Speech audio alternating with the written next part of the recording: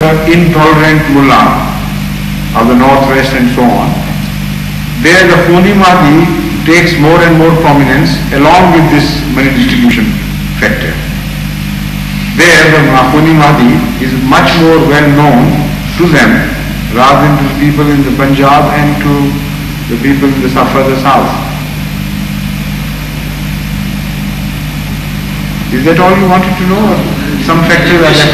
Huh? This is little clarification. Please go ahead.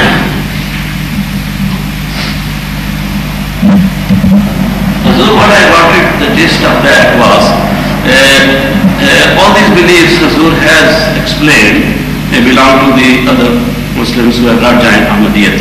But Ahmadiyyas believe differently. We believe there will be Imam Mahdi and Hazrat Isa will be in one person. Secondly, there will be no compulsion in converting. My question is that is there any other sect or Muslims people who believe the same, that Hazrat Isa and Mahdi will be the one person? Those who are more logical, they have completely abandoned the concept of Mahdi. That is what I wanted to point out. In the process I forgot to mention this. Now the only people who were expected to behave rationally were the modern Muslims who have received the light of day of the modern times. But they have reacted differently. They have abandoned the concept of Mahdiyyat altogether and they have done away with it. So why should they modify their beliefs? They are not interested. Huh? Understanding now. Because I thought that there may be some people who may agree. Those who agree, they have become Ahmadis. Please. So my question is regarding the life of Jesus, rather the death of Jesus. In his last days he was tried in a court and given the verdict that he is a criminal and taken to the cross. The Holy Quran says that they failed to crucify him and they could not kill him, rather they were put into a doubt. And then God raised him towards him, which we interpret as his status was exalted, giving the reason that Jews believe that when we crucify him on the cross and he dies, he will be called a cursed one, and God saved him from that curse.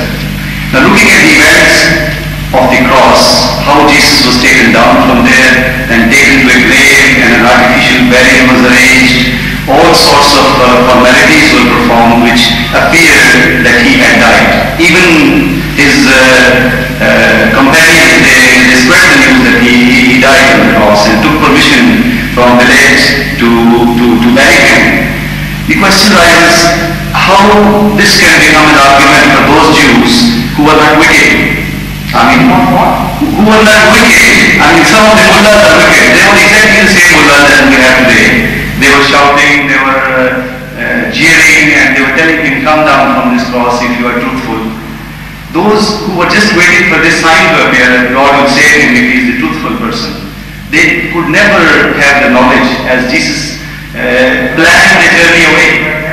That is what has been mentioned so often by me, and the Holy Quran itself points out in the same verse which we have quoted, Yes. referred to, that there was no knowledge in the Jews either that they had succeeded in having him killed.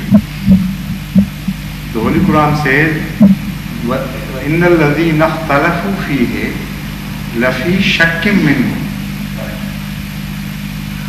Before this it says, وَلَكِنْ شُبِّهَ لَهُمْ. And after this it says, إِنَّ الَّذِينَ اخْتَلَفُوا فِيهِ لَفِي شَكٍّ مِّنْهُ مَا لَهُمْ بِهِ مِنْ عِلْمٍ إِلَّا اتِّبَاعَ الظَّنِّ. They are just conjecturing that he might have died. And because they have no sure proof that he has died, so they cannot claim that he has met an accursed death. Now this claim of the Holy Quran is supported by the New Testament on the authority of the witnesses. The New Testament declares that the Jews kept searching for the body of Jesus Christ, peace be upon him, in doubt. They were not at all sure whether he had died. Why that mad search for the body? Because they suspected that some hanky-panky has been committed somewhere. And they declared, according to the Bible, they went to Pilate maybe, and told him that unless they are given the body of Jesus Christ, they would not believe that he is dead. Because according to them, he was a very cunning person. He might not have died at all upon cross.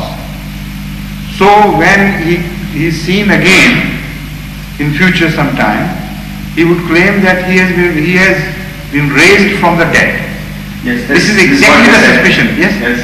They said that he, before this event of cross took place, he said, "I will rise up after 3 days." That's right. Yes. So exactly he would say he is a very cunning person, and that is what he is going to say.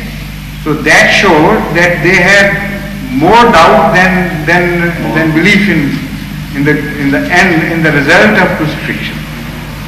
And naturally, they could not have been convinced.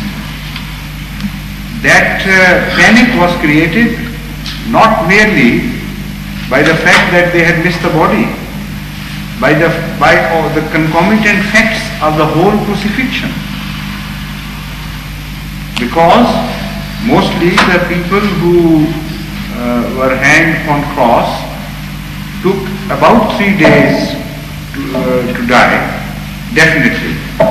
Some would take a few hours less or maybe a day less, but not by that margin. No, so my main question was, let us say there is a Jew who is honestly seeking to verify the truth of Jesus. Doubtful consideration of an event, can it lead to conviction? No, not the conviction. It is on the other hand, the Jewish claim that he was a false prophet, that is exploded. To prove unless he is certain that he is not killed on the cross. No, that's not the point. The claim has been made by the Jews that we have proved Jesus Christ to be false. How? Because by having him killed upon cross. And they can't prove it. So the question of proof lying on them. Yes, that's right, obviously. Okay, it is their claim. The Holy Quran begins with this. If you understand the style of the Holy Quran, then nothing is left unanswered. The Holy Quran says, referring to the Jews, وَبِكُفْرِهِمْ وَقَالِهِمْ إِنَّا قَتَلْنَا الْمَسِيحَ عِيسَى ابْنَ مَرْيَمَ رَسُولَ اللَّهِ. It is their claim. They claim that we have caused Jesus Christ to be murdered,